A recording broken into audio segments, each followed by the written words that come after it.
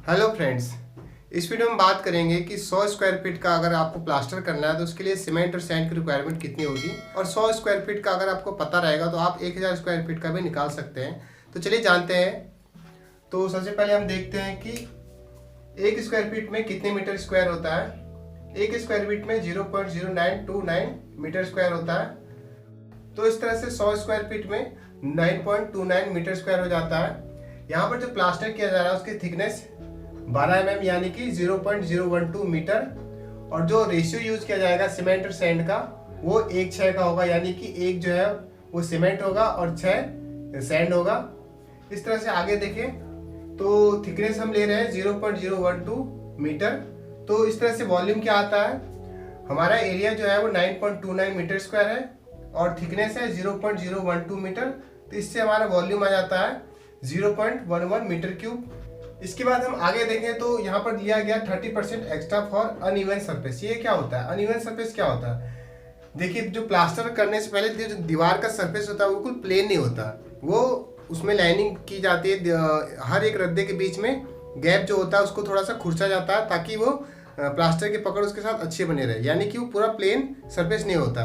तो उस जो प्लेन सरफेस नहीं होता है तो उसके लिए कुछ एक्स्ट्रा मसाला लिया जाता है, तो उसको हम लेते हैं इस अनइवन सरफेस के लिए 30% एक्स्ट्रा लेते हैं। तो इसलिए हम 0.011 को हम 30% एक्स्ट्रा लेके चले तो हमारा आता है 0.143 मीटर क्यूब। तो ओवरऑल जो दीवार पे लगने वाला प्लास्टर है उसका वॉल्यूम ये आ जाता है हमारा। इसके बाद हम नेक्स्ट बात करते हैं हम ड्राई वॉल्यूम। अब हम ड्राई वॉल्यूम की बात करते हैं। तो ड्राई वॉल्यूम क्या होती है, देखिए ये जो प्लास्टर लग रहा है, जो दीवार में प्लास्टर लग जाता है उसको हम पानी मिला के गीला करके प्लास्टर लगाते हैं। तो उस गीला करने से पहले जो वॉल्यूम होती है वो कुछ अलग होती है। तो जैसे कि देख सकते हैं ये आपका ड्राई वॉल्यूम है। तो ये जो ड्राई वॉल्यूम होती है वो वेट वॉल्यूम से थोड़ा ज़्यादा होती है। तो हम ड्राई वॉल्यूम निकालने के लिए हम क्या करेंगे, 25% एक्स्ट्रा लेंगे, यानी कि जो हमारा वेट वॉल्यूम आया था इसको हम 25% और एक्स्ट्रा ऐड कर देंगे। तो इसके लिए क्या करेंगे, हम 1.25 से इसको मल्टीप्लाई करेंगे तो हमारा आ जाएगा 0.178 मीटर क्यूब। यानी कि जो हमारा ड्राई वॉल्यूम रहेगा, यानी कि जब हम प्लास्टर करने से पहले उसको हम जब कलेक्ट करेंगे सीमेंट और सैंड का, तो जो ये ड्राई वॉल्यूम बनेगा उसका वॉल्यूम होगा 0.78 मीटर क्यूब। तो ये हमारा ड्राई वॉल्यूम आ जाता है। अब हम क्या करेंगे, ये जो हमने मिक्स किया है जिसका वॉल्यूम 0.78 मीटर क्यूब है, इसमें जो एक हिस्सा जो है, एक पार्ट है वो है सीमेंट और 6 पार्ट जो है वो है सैंड।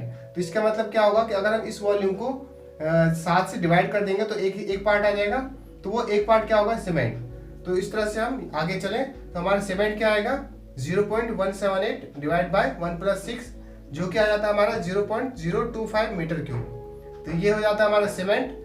और 1 मीटर क्यूब में होता है हमारा, 1 मीटर क्यूब में सीमेंट बैग जो होता है वो 30 बैग लिया जाता है। तो इस तरह से 0.025 मीटर क्यूब में जो सीमेंट बैग आ जाएगा वो 0.75 आ जाएगा, जिसको हम ओवरऑल 1 बैग ले लेंगे। इस तरह से जो हमारा एक हिस्सा आया, यानी कि जो ड्राई वॉल्यूम था उसमें एक हिस्सा जो था वो सीमेंट था और 6 हिस्सा जो है वो सैंड है। तो एक हिस्सा हमारा आ गया, जो एक हिस्सा आया हमारा ये। तो इस तरह से जो 6 हिस्सा निकालेंगे तो इसको हम 6 से मल्टीप्लाई कर देंगे। तो 6 से मल्टीप्लाई करते हैं तो हमारा आता है 0.15 मीटर क्यूब। तो ये हो जाता है हमारा सैंड। अब सैंड का हम किलो में कैसे निकालेंगे, तो इसके लिए हम सैंड की जो डेंसिटी लेते हैं, ये जो डेंसिटी है वो 1440 किलोग्राम पर मीटर क्यूब, ये सैंड की डेंसिटी लेते हैं। सैंड की जो डेंसिटी होती है वो कई वेरिएबल होती है, जिसमें से हम 1440 किलोग्राम पर मीटर क्यूब लेते हैं। तो इस वॉल्यूम को हम इस डेंसिटी से मल्टीप्लाई करते हैं तो हमारा आता है 216 किलोग्राम। यानी कि 100 स्क्वायर फीट का प्लास्टर अगर हम करना है तो उसमें सीमेंट की जरूरत होगी 1 बैग और सैंड की जरूरत होगी 216 किलोग्राम। कब, जब हमारा सीमेंट सैंड जो रेशियो होगा वो 1:6 का लिया जाएगा और जो थिकनेस होगी वो 12 mm की होगी। तो इस तरह से आप किसी भी दीवार में प्लास्टर करने के लिए सीमेंट और सैंड की क्वांटिटी निकाल सकते हैं। इसके लिए आपको क्या याद रखना है, जिसमें सबसे पहले हम याद रखना है कि थिकनेस क्या है, जो हमने प्लास्टर करना है उसकी थिकनेस क्या है, और उसमें हम जो मसाला यूज करने वाले हैं उसका रेशियो क्या है। इसके बाद हमें क्या याद रखना है कि 30% एक्स्ट्रा लिया जाता है अनइवन सरफेस के लिए, और उसके बाद 25% एक्स्ट्रा लिया जाता है ड्राई वॉल्यूम के लिए। तो ये 2 पॉइंट लेने के बाद आप इसको जो रेशियो है उससे इसको डिवाइड कर देंगे तो आपका सीमेंट आ जाएगा, और फिर उसके बाद उससे हम 6 से या फिर जो भी रेशियो आप ले रहे हैं उससे मल्टीप्लाई कर देंगे तो आपका सैंड आ जाएगा। इस तरह से सैंड और सीमेंट का आप क्वांटिटी निकाल सकते हैं। तो उम्मीद करते हैं वीडियो पसंद आया होगा। मिलते हैं अगले वीडियो में। Thanks for watching.